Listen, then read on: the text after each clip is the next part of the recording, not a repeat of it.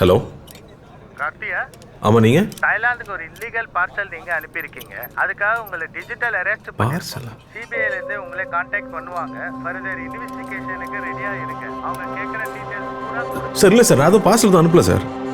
நீ கொஞ்சம் செக் பண்ணி பாருங்களேன் ப்ளீஸ். என்னடா என்னாச்சு? நான் ஏதோ கொரியரில் ட்ரக்ஸ் அனுப்பிச்சிருக்கேன், தாய்லாண்டில் மாட்டிக்கிச்சு, digital அரெஸ்ட்னு சொல்கிறானுங்க.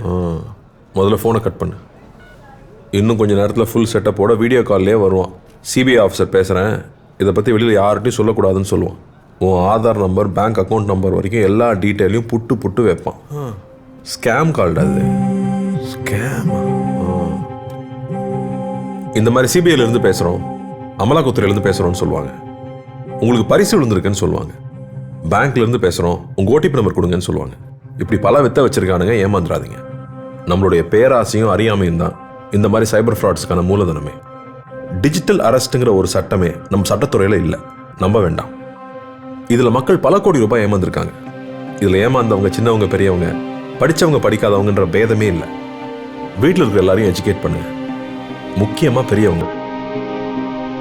Let's build a safer digital world.